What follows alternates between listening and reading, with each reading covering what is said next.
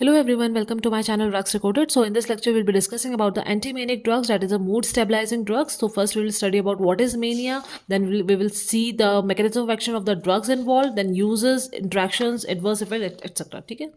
So as we all know, we all undergo various changes in our moods. Okay? Sometimes we are happy or we are energetic, and sometimes we are sad or we feel like irritable. Okay, but these moods not last for a longer period of time, and we get back to our normal routine easily. ठीक है, but life is not same every time, or life is not same for everyone. Okay, so sometimes one might undergo what feelings of like sadness, guilt, or loss of interest in various activities for a long period of time. ठीक है, तो अगर ये चीज़ें बहुत लंबे समय तक पेशेंट के साथ हो रही है, किसी पर्सन के साथ हो रही है, तो that person is in what, depression. अब ये जो डिप्रेशन है, ये या तो अकेले हो रहा है पेशेंट को, ठीक है, या डिप्रेशन मतलब अकेले इन द सेंस कि only patient is diagnosed with depression. ठीक है, या फिर क्या हो सकता है, ये एक और भी बहुत ब्रॉडर कैटेगरी का या ब्रॉडर डिसऑर्डर का पार्ट है, and that disorder is called as bipolar disorder.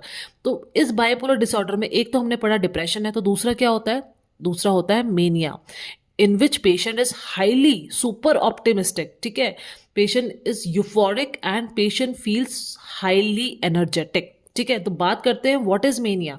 So mania is characterized by excessive desire और too much euphoria, in which pathological excitement with raising thoughts, ठीक है, pressured speech and little need for sleep is there.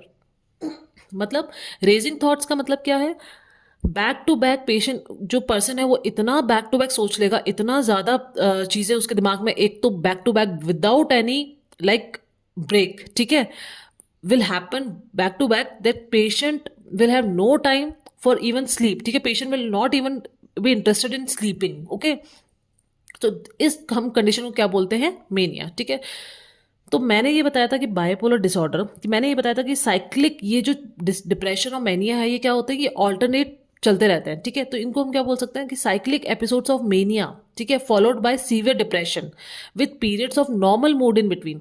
मतलब mania है, depression है, और बीच में क्या है, नॉर्मल मूड का पीरियड है. ठीक है, मतलब नॉर्मल मूड से बीच में एक बार तो पेशेंट क्या हो रहा है, बहुत ही ज़्यादा लाइक हैप्पी भी नहीं है, हैप्पी से भी ओवर आप मान सकते हैं. ठीक है, हैप्पी जो हैप्पी वाली स्टेट है उससे भी ज़्यादा ओवर हैप्पी, ओवर एनर्जेटिक. ठीक है, उसको हम बोलेंगे मेनिया.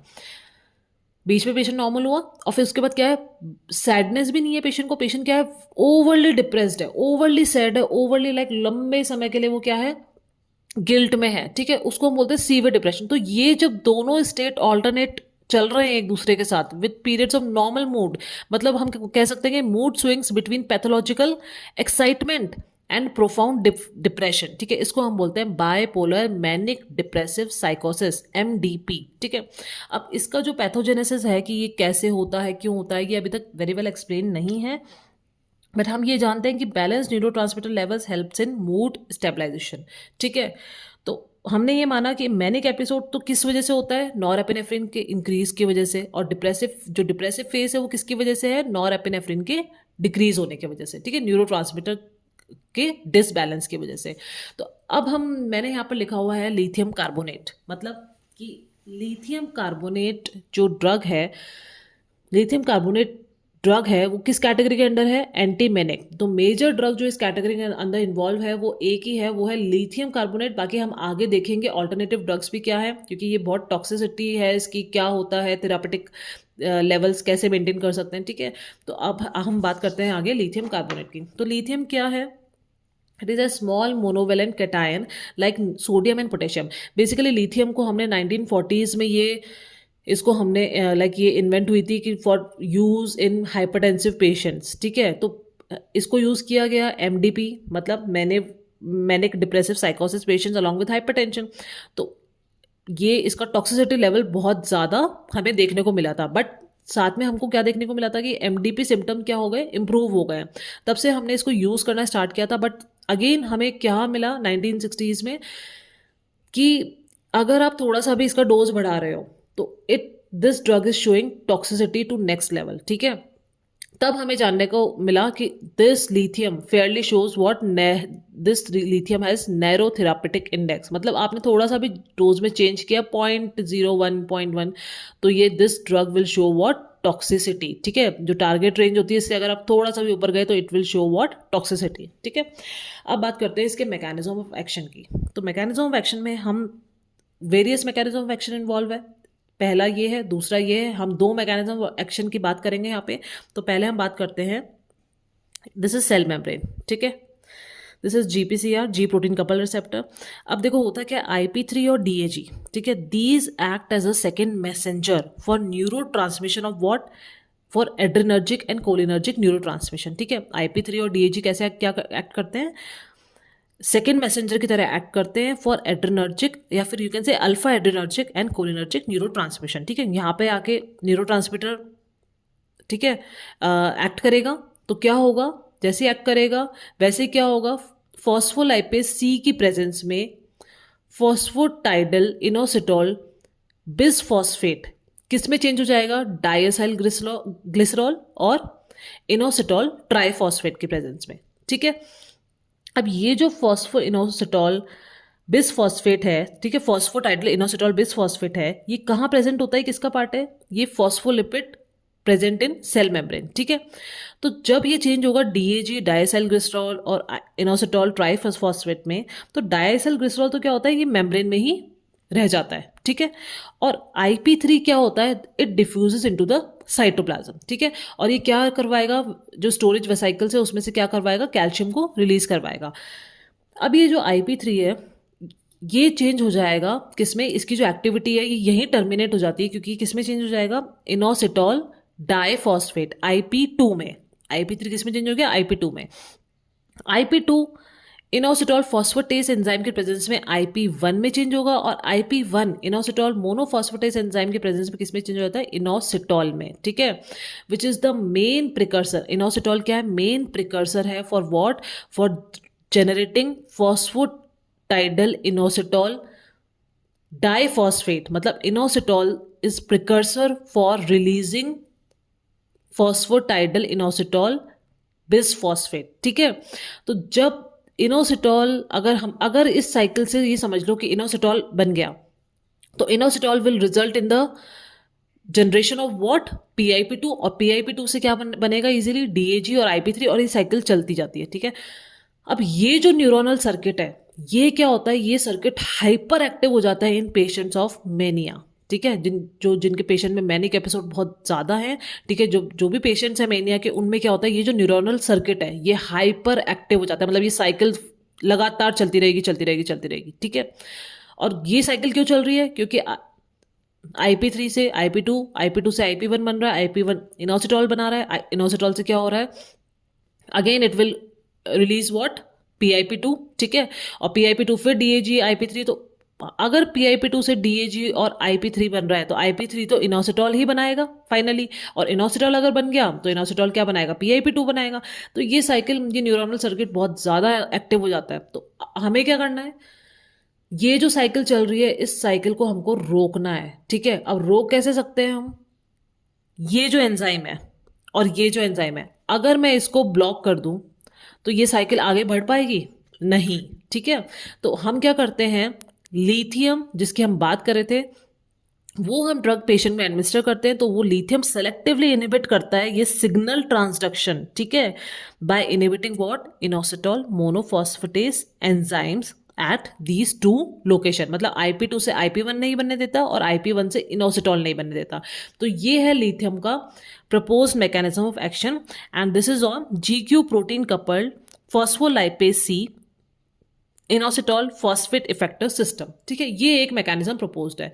दूसरा मैकेनिज्म क्या है कि एक विंट प्रोटीन होता है, ठीक है, which is secreted glycoprotein acting as signalling molecule, ठीक है। विंट प्रोटीन एक्ट करेगा, ठीक है, तो अगेन क्या होगा, सिग्नल रिएक्शन जाएगा और GSK3, ठीक है, GSK3 क्या होता है, ग्लाइकोजन सिंथेस काइनेस 3, ठीक है, इसको वो क्या करता है, इनहिबिट कर देगा, ठीक है, विंट प्रोटीन। अब हम क्या करते हैं कि ये जो GSK3 है, मतलब सेकेंड मैकेनिज्म जो है वो किसका इनिबिशन है, GSK3 का। नॉर्मली फंक्शन तो क्या होता है GSK3 का, एक्सन रिमॉडलिंग हो गया, ठीक है, न्यूरोजेनेसिस हो गया।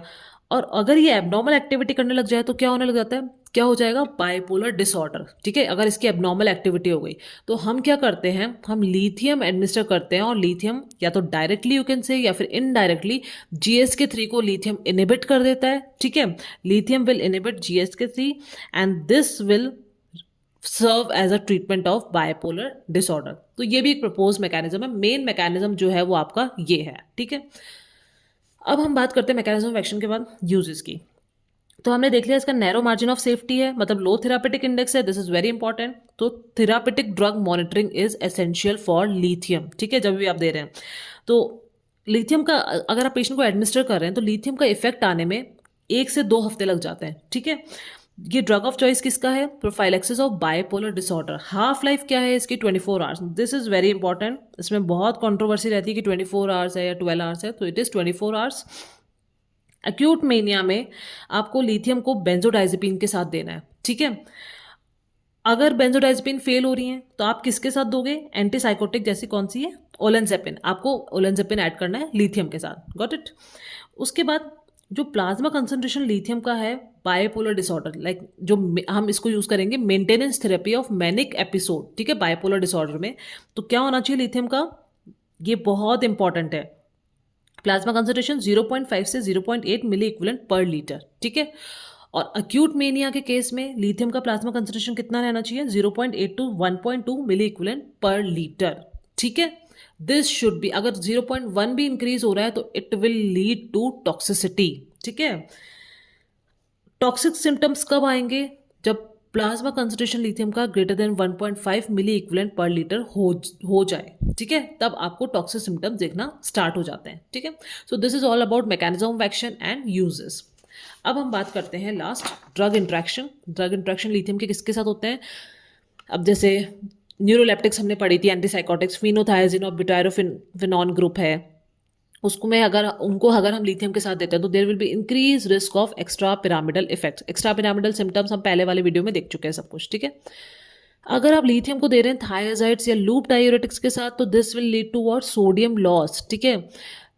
तो आप सबसे पहले तो आप क्या देख रहे हो, जैसे थायजाइड और लूप डायूरेटिक्स है तो वो क्या करेंगी, सोडियम लॉस करती हैं, ठीक है। अब सोडियम लॉस हो रहा है तो this will in turn promote what, tubular reabsorption of lithium, or this will lead to increased plasma levels of lithium and in turn will result in toxicity, okay।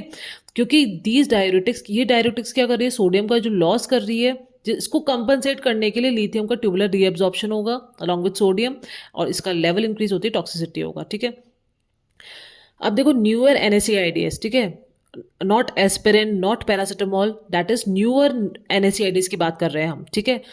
These decrease renal clearance of lithium, तो these are very important drug interaction. अब बात करते हैं adverse effect. तो इसका mnemonic है LITHIUM, lithium की जो स्पेलिंग है।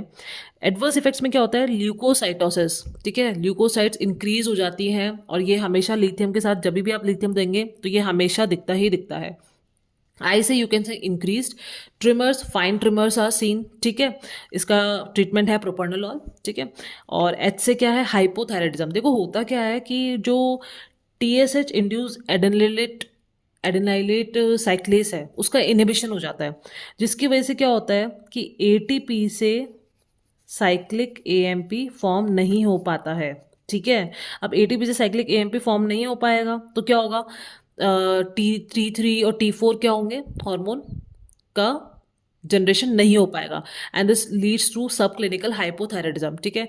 ऐसे ही आई से क्या है इंक्रीज, यू से क्या है यूरिन, इंक्रीज यूरिन किस में होगा, नेफ्रोजेनिक डायबिटीज इंसिपिटस, इसमें भी क्या होता है, ADH इंड्यूस्ड एडेनाइलेट साइक्लेस इनिबिशन हो जाता है, ठीक है। ये जो लिथियम है इनिबिशन कर देता है एडेनाइलेट साइक्लेस का, जिसकी वजह से साइक्लिक AMP फॉर्म नहीं हो पाएगा। साइक्लिक AMP फॉर्म नहीं हो पाएगा तो जो कलेक्टिंग डक्ट्स है, कलेक्टिंग डक्ट्स में क्या होगा, these become impermeable to what, water. तो जो वाटर है वो क्या हो जाएगा, रिटेन हो जाएगा कलेक्टिंग डक्ट में, ठीक है, and this will lead to increased urine, ठीक है। M for mothers, expected mothers, like ये क्या होता है, जो जैसे डिलीवरी होती है, ठीक है, डिलीवरी के बाद लिथियम का एक्सक्रीशन है, क्लियरेंस यू कैन से स्टॉप हो जाता है, ठीक है। प्रेगनेंसी में तो इसका क्लियरेंस होता है, ठीक है, लेकिन आफ्टर डिलीवरी इसका क्लियरेंस नहीं हो पाता है और ये ब्रेस्ट मिल्क में भी सिक्रेट होता है। तो जो लैक्टेटिंग मदर्स है, ठीक है, उनको आपको इसमें नहीं देना है, ठीक है। It can lead to Ebstein's anomaly.